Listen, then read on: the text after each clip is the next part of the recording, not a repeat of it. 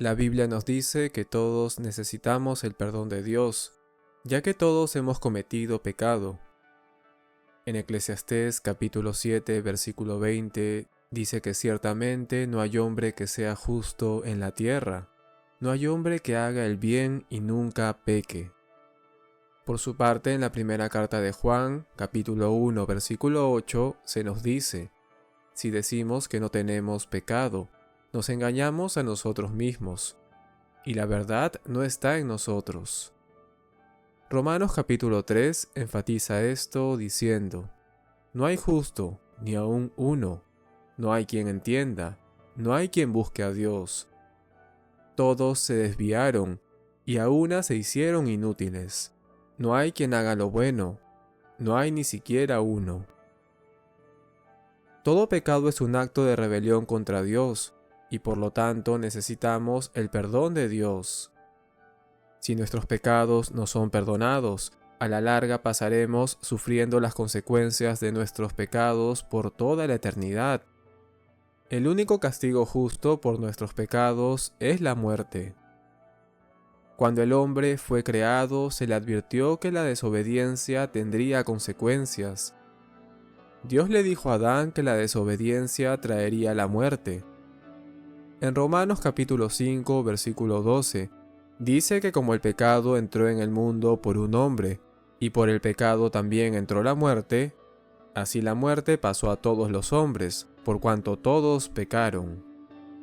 Y Romanos capítulo 6, versículo 23, nos dice que la paga del pecado es la muerte. Entonces, ¿cómo podemos obtener el perdón por nuestros pecados? En 2 de Pedro capítulo 3, versículo 9, se nos dice que Dios es paciente para con todos, no queriendo que nadie perezca, sino que todos vengan al arrepentimiento. Ya que Dios desea perdonarnos, ha hecho provisión para nuestro perdón. Dios, en su plan perfecto, se hizo hombre en la persona de Jesucristo. Jesús murió en la cruz llevando el castigo que merecíamos, la muerte. En 2 de Corintios capítulo 5, versículo 21, se nos dice que al que no conoció pecado, es decir, a Jesús, por nosotros lo hizo pecado, para que nosotros fuésemos hechos justicia de Dios en Cristo. Jesús, al ser Dios mismo, proveyó el perdón por los pecados del mundo entero.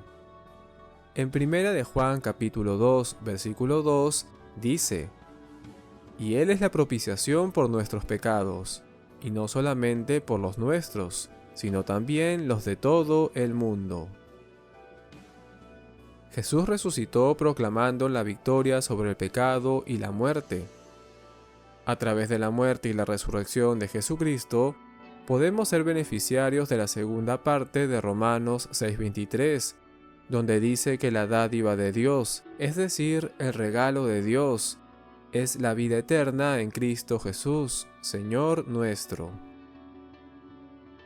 El perdón de nuestros pecados está disponible si ponemos nuestra fe en Jesucristo como Señor y Salvador. En Efesios capítulo 1, versículo 7, dice: en quien tenemos redención por su sangre, el perdón de pecados según las riquezas de su gracia. Jesús pagó la deuda que teníamos por nosotros, para que podamos ser perdonados. No podemos ganarnos nosotros el perdón de Dios. No podemos pagarle a Dios por nuestro perdón, pero sí podemos recibir el perdón de Dios por la fe, por medio de la gracia y la misericordia de Dios.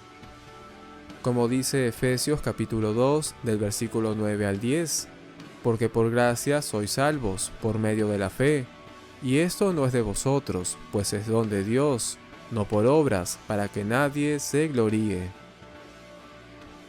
Puedes confiar en que Dios te ofreció su perdón gratuito y que todo fue pagado por Cristo en la cruz. Juan capítulo 3, del versículo 16 al 19, dice: porque de tal manera amó Dios al mundo, que ha dado a su Hijo unigénito, para que todo aquel que en él cree no se pierda, mas tenga vida eterna. Porque no envió Dios a su Hijo al mundo para condenar al mundo, sino para que el mundo sea salvo por él.